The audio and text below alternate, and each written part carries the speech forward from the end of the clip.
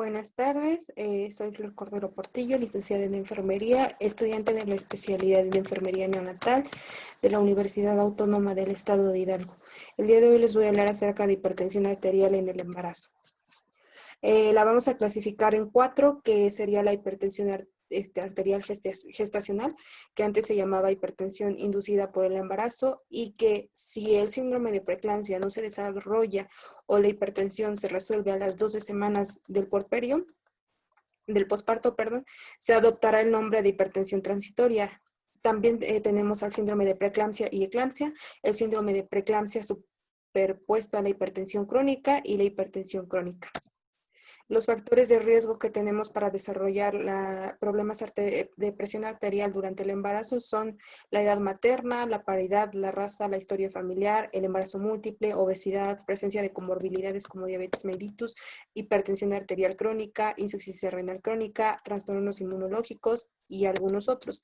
Aquí vemos un cuadro de la guía de práctica clínica del Instituto Mexicano del Seguro Social, donde vemos los factores para desarrollar la preeclampsia, que generalmente son los mismos factores para desarrollar cualquier tipo de trastorno hipertensivo en el embarazo. La nuliparidad, la edad mayor a 40 años siendo primípara, la edad mayor a 40 años ya siendo multípara, así como la historia familiar de preeclampsia en ramas directas como son la madre o la hermana.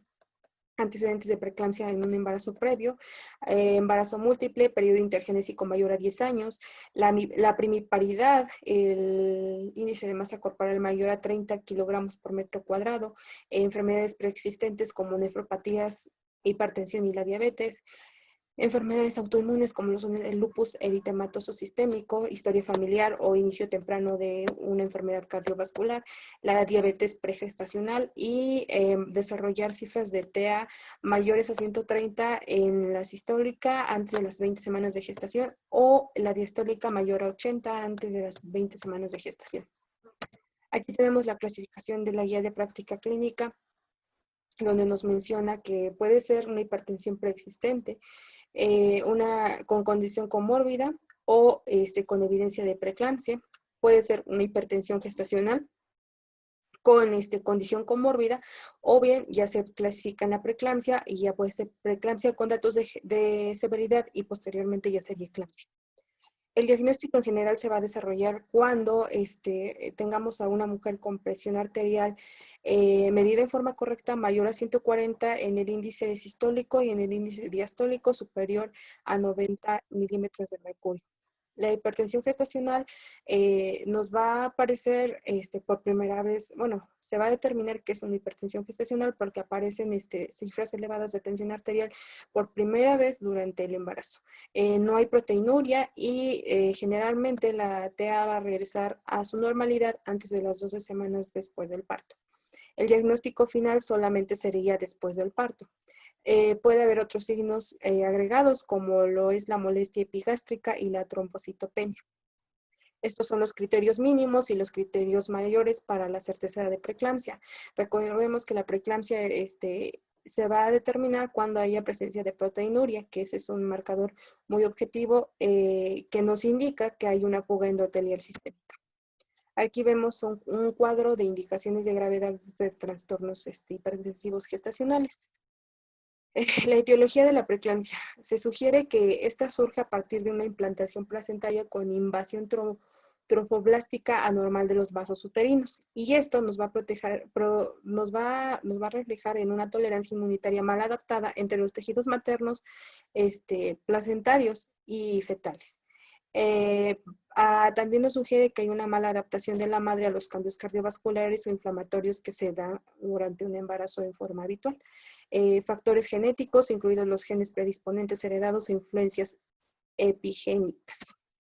Aquí está una representación esquemática de la teoría según la cual la preeclampsia es un trastorno de 2 etapas. Nos dice que en la primera etapa nos va a definir la implantación de la placenta, que es una placentación deficiente, que sería una implantación de la placenta en forma temprana, y en la fase 2, que ya nos va a producir un estrés oxidativo placentario porque está implantándose la placenta de forma tardía. Entonces habría una restricción del crecimiento fetal, que es lo que nos interesa más abordar en este tema porque ese es el principal, la principal anomalía fetal que nos causa y que a la postre traerá complicaciones para nuestro neonato. Aquí vemos la implantación placentaria de forma normal en el tercer trimestre, que muestra la proliferación de trofoloblastos extravellosos. Y vemos ahí cómo va viendo en la forma normal, en esta parte de aquí, y en la forma anormal, en esta parte de acá. Aquí vemos algunos macrófagos espumosos que resaltan en las áreas de interrupción endotelial y vemos cómo se muestra la arterosis en un vaso sanguíneo del lecho placentario. Esta es la luz. Aquí vemos las células endoteliales, la fibrina y el área de interrupción endotelial. Las afectaciones orgánicas de la placenta, como son algunos cambios glomerulares, que son la endoteliosis capilar glomerular. Y aquí está cómo afectó al hígado de una madre el hecho de una acidosis grave, una insuficiencia hepática, que fue una complicación de que se subiera la presión arterial.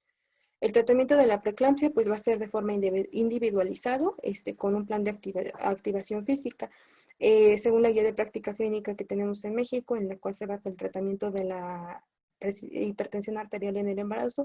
Podemos utilizar la alfa-metildopa, el nifedipino, la hidralazina y el abetalol.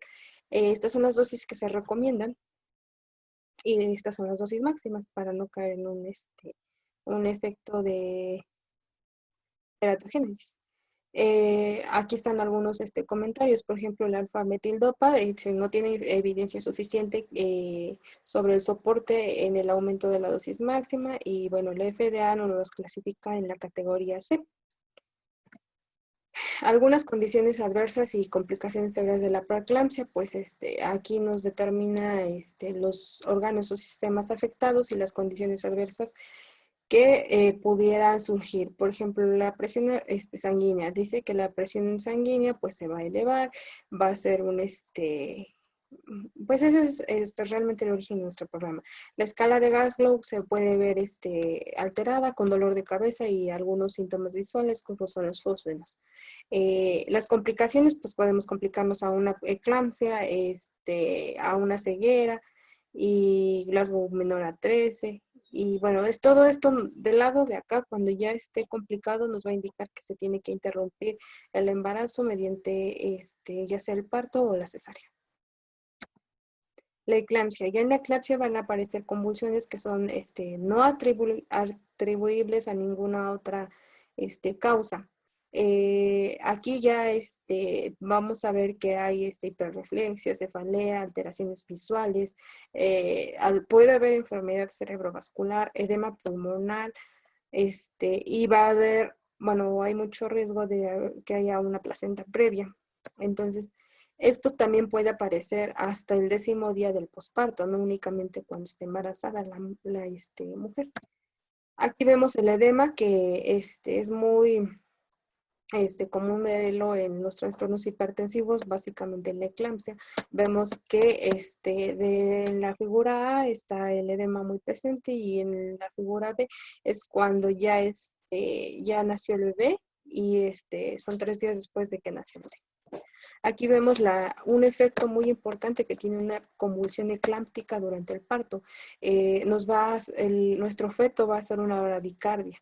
Entonces, aquí vemos cómo estaba de forma normal y cómo pasó, aquí estaba en una forma normal cuando ya está la convulsión y cómo hace las bradicardias, los descensos en su frecuencia cardíaca.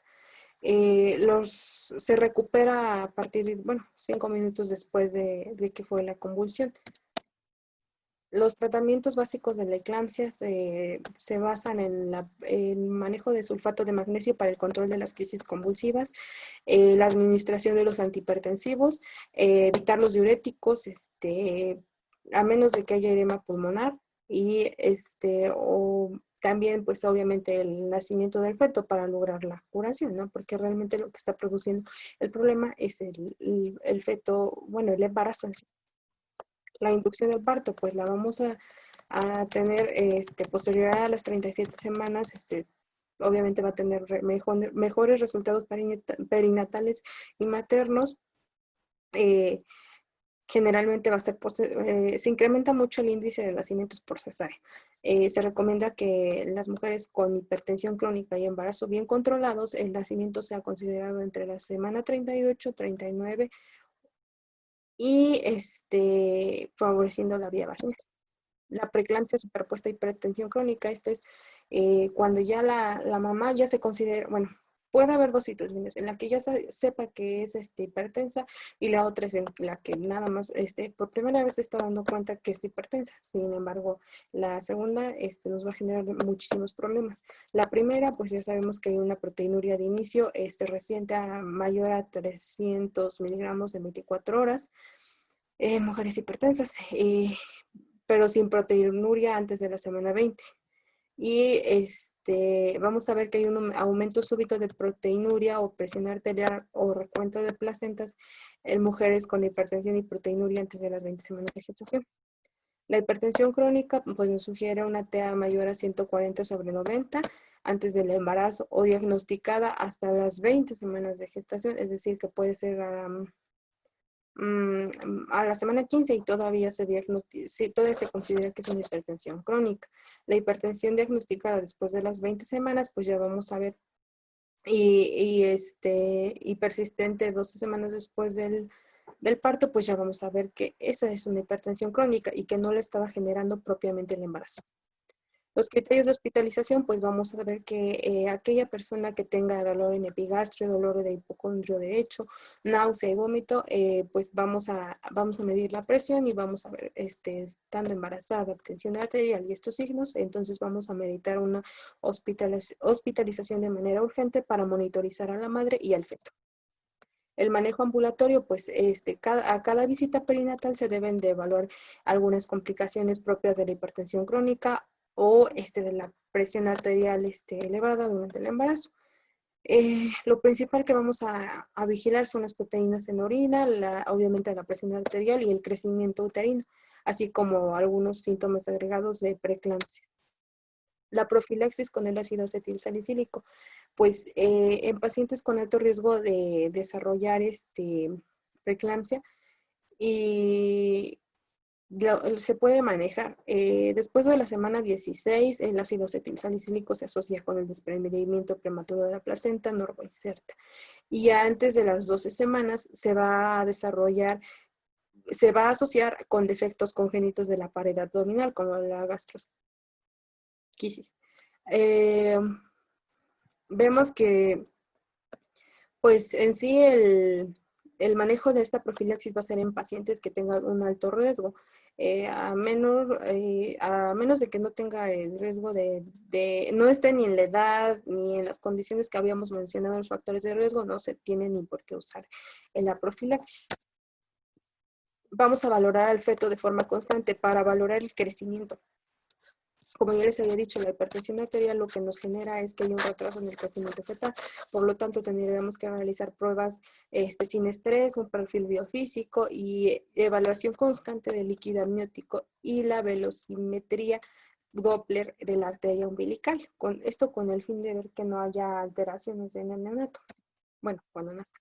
El feto y la hipertensión, pues ya sabemos que el riesgo principal es la restricción del crecimiento intrauterino y se va a dar del 8 al 15% en pacientes con hipertensión sistémica crónica moderada. La incidencia aumenta un 40% en pacientes que tengan la hipertensión arterial sistémica crónica, pero de forma severa. Y aquí vemos un cuadrito de mortalidad perinatal, asociada pues a las alteraciones de la presión arterial. Vemos que hay muchísimo riesgo de desarrollar asfixia perinatal, hay compromiso fetal crónico, y vamos a ver que todo esto es en base a la vigilancia que tenemos que hacer del neonato. Bueno, esto sería todo. La información que aquí les presenté fue referida del libro de obstetricia de Williams, así como de la guía de práctica clínica para el manejo de enfermedades hipertensivas del embarazo del Instituto Mexicano del Seguro Social. Gracias.